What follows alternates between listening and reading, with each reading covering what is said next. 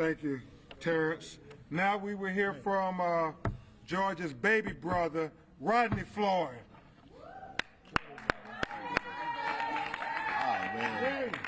You know what, I'm gonna say this first. I would like to thank all the advocates, the activists. I'd like to thank the people that stayed in these streets marching night and day. People of Portland stayed in the streets for 83 days, I think, it may be wrong, but thankful for everybody that stayed out there making a statement with us, encouraging us on our dark days, dark nights. We had them. And you know, we got so many messages flooding in from social media sites, can't read them all, it's so many, but you know what? Thank everyone, each and every one. So many people at grocery stores, we walk in, we hear from the elders. You know, I believe in respecting the elders, give you guys all the respect, men and women. And I hear them walk up in the grocery store, stop me, I'm mask up, face, a hat and a mask, and they say, hey, I recognize the side of your face. Let me talk to you, I know who you are. And we have they'll stop and hold a great conversation telling me what they experienced as a child, what they saw, and what they need for change. And they say, we are here for you. And this is everywhere I go, my brother go, we all go. And thank you people for the love in the streets. I'm thanking everyone because we couldn't have did this, and this is a victory for all of us. Yeah. There's no color boundary on this. This is everyone who's been held down, pinned down. Yeah. And you know what, people? And we standing together in unity. And this right here, I'd like to thank our team, Mr. Attorney Ben Crump, Mr. Roman Nucci, the witnesses, Donna Williams. I would like to thank the jury. I mean, everybody. Thank God. That's all day, God Almighty. Thank you. Yeah. And you know what, people? We're not done yet. And my brother George, he's smiling. His beautiful daughter's here. Gianna, baby, you're so beautiful. You're so smart. Roxy, you have my heart, baby. Thank you for holding Gianna, keeping us strong. I know how hard it is. I know how hard it is. We'd like to thank everyone that helped out in this case. Love to thank this jury from having the hearts and mindsets that we all see in this video, because we know this video was an open and shut case. Everybody knows this video. And know what, the jury had the same mindset we all had. Guilty as charged. I'd like to thank them. I would like to thank, again, everybody, the press and all. But for George, this fight is not over. We're going to stand here together. We're going to try to get this George Floyd Act passed. Yes. The act has to be passed, people. Yes. It has to be. We're going to keep pressure on the Senate. Everybody. Thank y'all all for coming. George, I know that he love all y'all. Thank y'all. All right, Rodney. And next we're going to have a man who, boy, him and George used to text each other all the time. Congresswoman Sheila Jackson Lee always talk about CUNY Homes, Houston, Texas. Back there, Rox, I think y'all call them Woo. We're going to hear from Brandon Williams, was like a son to George. Woo.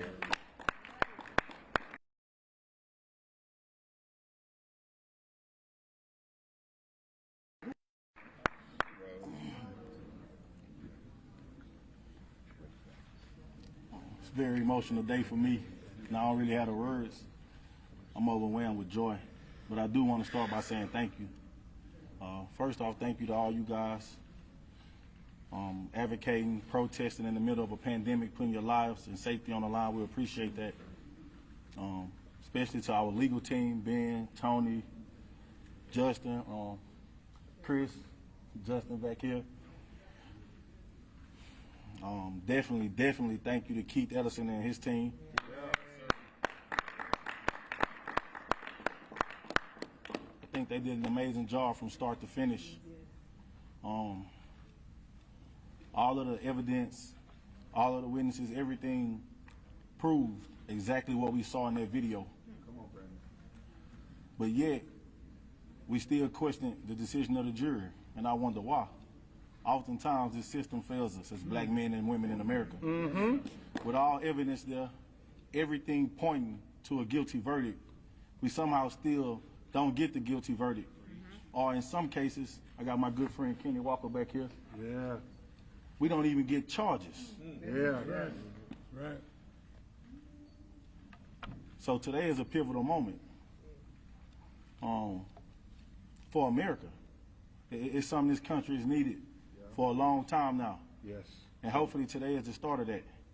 When I say a pivotal moment, We need change in this broken system. It was built to oppress us. It was built against us. Oftentimes,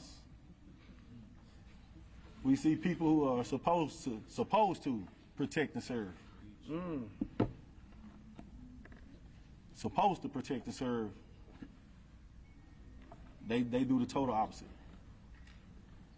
On the first day of trial, Rev Chauvin, we had a press conference, and we kneeled for 8 minutes and 46 seconds. And when I got up, and it was my turn to speak, I said that every time I come out here, it's hard. Because it's the exact place where they took somebody from me that I love. And I absolutely dislike coming here. But I also said, this time it was easy.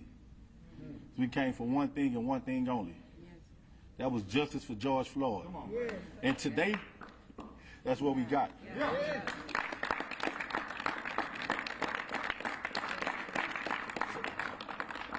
So this time it wasn't hard at all.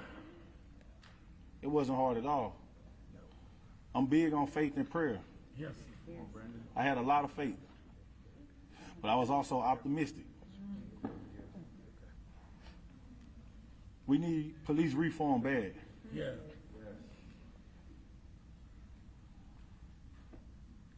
These guys are able to wear a badge and go out in the field, which means that they're qualified and trained to do their job at a high level. But when you shoot and kill a man that's running away from you that doesn't pose a threat, either you're not qualified and undertrained, or it's a choice and you want to kill black men and women. It's either one or the other. And I think today, Keith Ellison and his team proved that just because you are the law, you're not above the law. Yeah.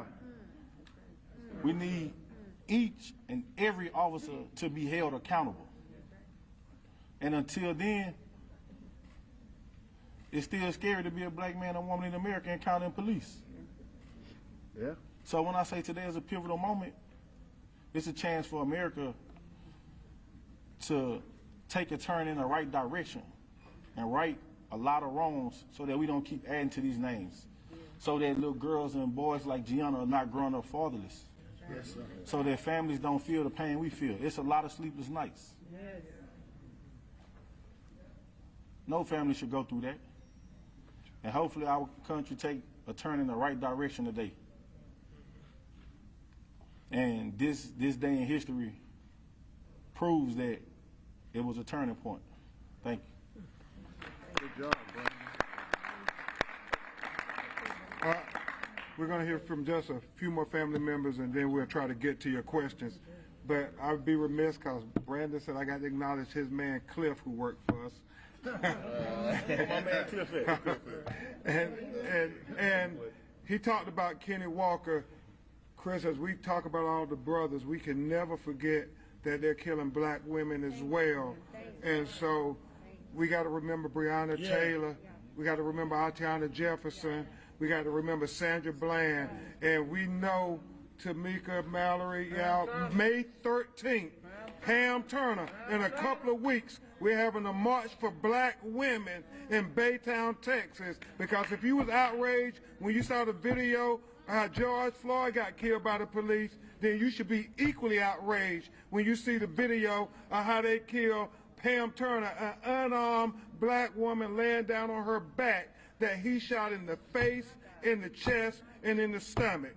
Justice for George Floyd means freedom for us all, like Falona said, so that's why we're fighting for Pam Turner. With that, we're going to bring up people who come from that Harris County, Texas area, cousins of George Floyd, Sharita McGee and Tara Brown.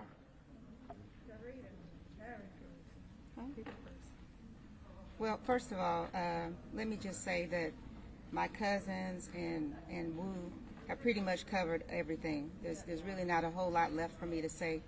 I just really want to echo the sentiments of them that when we started this journey almost a year ago, that we were committed to doing a couple of things. One thing is to ensure that justice was served and that we were going to be here and visible and present and actively involved until we saw it through. We are a family who's strong in our faith. We've relied on it in other areas of our life, and this time was no different. And we prayed to God, and we expected our prayers to not come back void, and He delivered for us today. So we are eternally grateful for everyone, from the press to the activists, the attorneys, the prosecution team, everyone. We have so many people that we want to thank that I just really feel like we're probably going to leave somebody out. But I just hope that you would charge it to my head and not my heart, because we sincerely appreciate everything that everybody has done, and we thank you. Thank you. Thank you. Wow. I'm really overwhelmed with emotion, and I just am grateful for this day. It's been a journey, for sure, and this victory for George Floyd today is a victory for many. And when we started this journey, kind of like my sister said, we are committed to making sure we know we'll never get George back. And that's the sad part. But we are fighting, and we're going to continue to fight, because we've all individually and together as a family had that conversation that if we could have been there with George on that day, there probably would have been more than one death. But we couldn't be there. So we can't bring him back, but we can save lives. And we want the actual reform that's going to not only give us the change we want, but make sure not another family has to suffer what we've suffered. Thank you all. My sister kind of touched on everything. We have an amazing team here who have helped us along this journey. We are so grateful for everyone who has supported us along the way. We're forever grateful to you, and we love you all. Thank you. Thank you, Tara. So we're going to hear from two more cousins, and then we're going to hear last from the family, Roxy and Gianna are going to come, and then Reverend Al may have Reverend Jackson and others address you. At this time, we're going to have Angela and Paris come, cousins of George Floyd.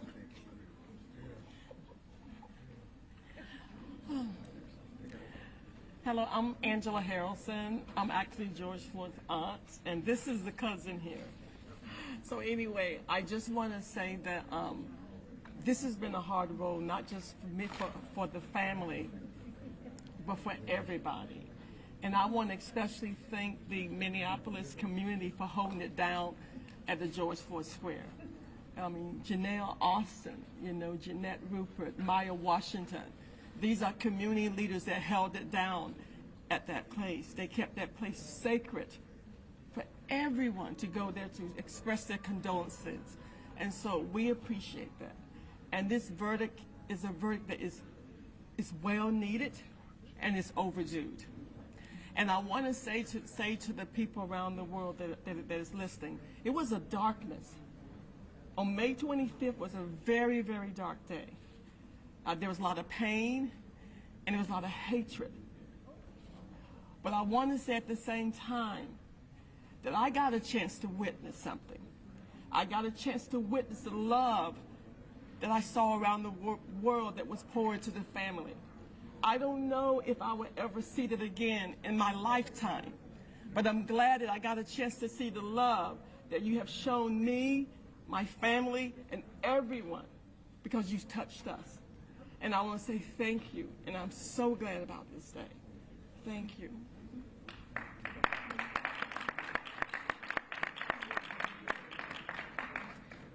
I just want to thank everyone again. All the family up here has basically said the same thing, so I just want to thank you. Thank you to the community. You all are very special to me. Mm-hmm. You're just like family. Yes. And I appreciate you at the square. So I'll leave you with the statement that I always say. You have to keep walking the walk. Yes. The journey isn't over. So continue to pray for us, pray for everyone, and keep walking the walk. Yes. And I want to say one more thing. We must not let his death be his last word. Thank you. You good? You want to? Okay. All right. And lastly, we're going to have Tiffany Hall, sister-in-law of George Floyd. I just want to thank everyone for all the support. We couldn't do this without you guys, and we appreciate all the time and energy that you guys have put in to help us get this justice. Just know that this is the beginning. We still have a lot of other families we need to fight for, and we hope and pray that this will speak volume and we'll have a change in this world, and we won't have to add any more families with our families. Okay, so we're really hoping that this will bring on a change. Thank you guys, and thank you, Tiffany. thank you guys. Now we will have Reverend Al come back to the podium and acknowledge some important individuals, and then we'll go ahead and take questions. Reverend Al Sharp. Let me say this before we have questions. I think that it is appropriate that we respect those that laid the path for us, and let us always remember those that cleared the field and made us possible. Movements didn't start with us.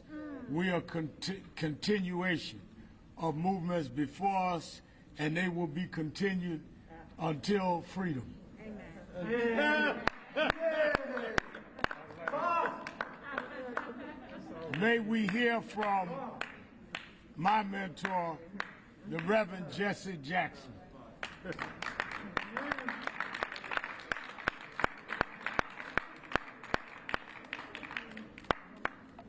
Reverend Al, Ben Trump. Yes, sir. Here about a $20 bill. We never saw the $20 bill. Someone who had called the police about $20 bill still operating. So it should be a museum. Where they're profiting from people who come into George Memorial. Brother King once said, it's political. We live in our faith, and prayers we live under the law. Emmett Till was killed in 1955. Jurors out for an hour. Came back, why was it so short? Said, well, we had to get soft drink and smoke a cigarette. That's why it was so short. Well, Rayner asked the juror, why did you convict the killer? You know who he was.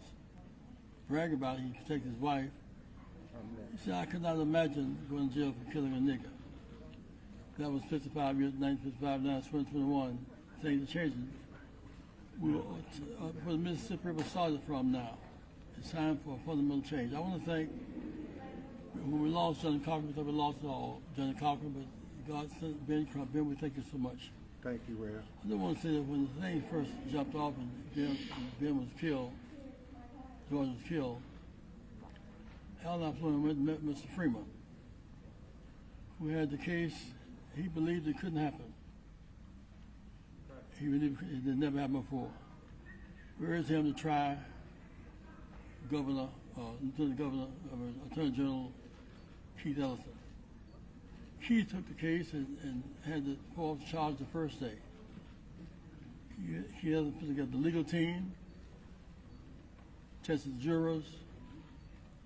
The whole process led by Keith Ellison. The state is 3% African American. Keith Ellison. 1% Samoan, African American Congresswoman. It's not closed. Minnesota, state with great proud traditions, Brother Ben. Yes, sir. Sons of Light must. The struggle is not just about black and white, it's about wrong and right. There must be a massive protest march by white citizens of the state who stand for justice and jobs. This is the state of Hubert Humphrey, who led the struggle for public accommodation in '64. This is the state of McCarthy, and struggle for peace. This is the state of those who fought down through the years. When I think about Omar being the Congress 1% Samoan, and she's the Attorney General state 3% black. There are some people in this state been silent too long, must step and speak back. fight back. It's time for change. I want to express my thanks to all of you who come today, to me who covered this story. And it's not the people on the team of chiefs are black and white, and we must learn to live together as brothers and not die apart. So we must learn to live together and not die apart. We will live together. I want to express my thanks to Moriel, Urban League, and all those who come together today, because we're going to keep marching. Thursday is the funeral for Brother Wright. And we relieved, but we can't celebrate because the killings keep coming. I hope that the case today has broken the backbone of legal lynching. That's what this case should break the backbone of legal lynching. They've lynched us with the law. We're changing that. Thank you very much. And lastly, before we get to the question, let me acknowledge again Tamika, my son, Reverend Jamal Bryant, and all of the young people that keep it going. Ain't no sun between these generations. Amen. Anybody thinks so, get up and work out with me in the morning. National President of the National Urban League, Brother Mark Moriel. Thank you very much. Thank you. First of all, I want to be brief, but let me co-sign, amen, and reaffirm all that has been said today.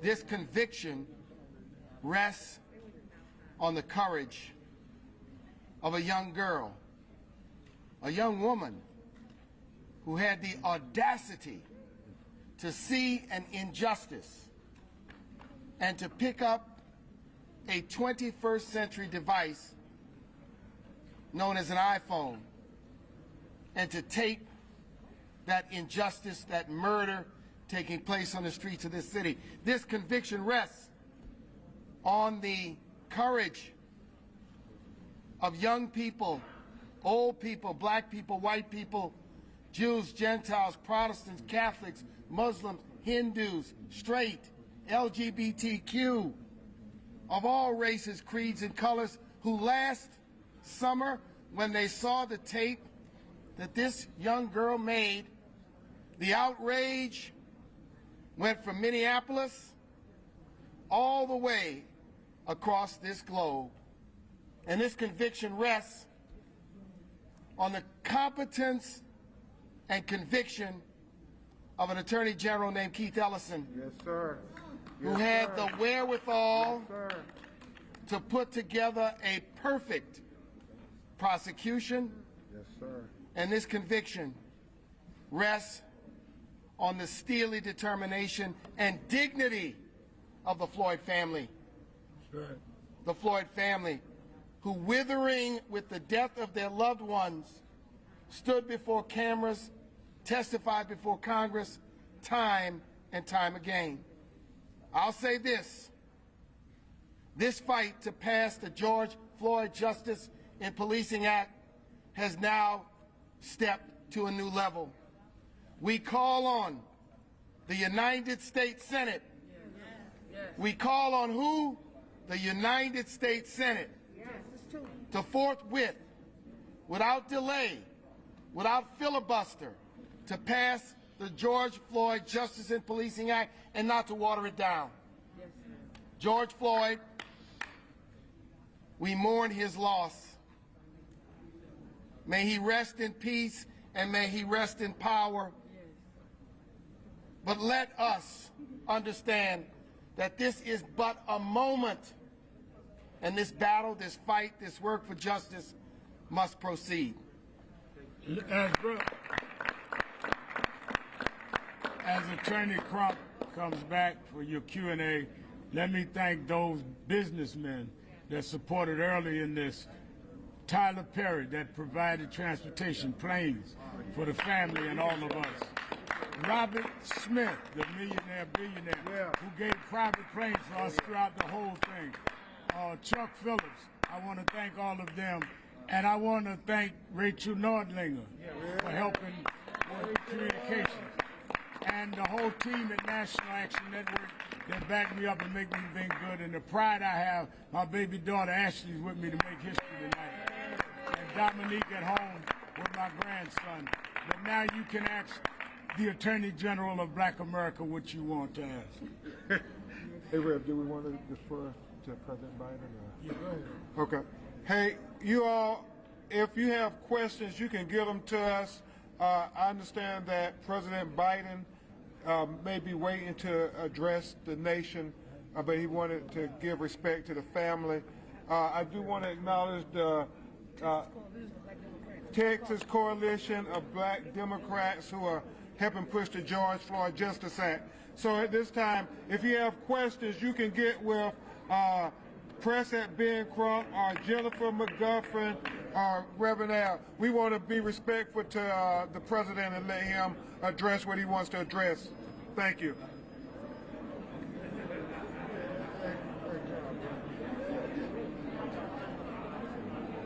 Excuse me.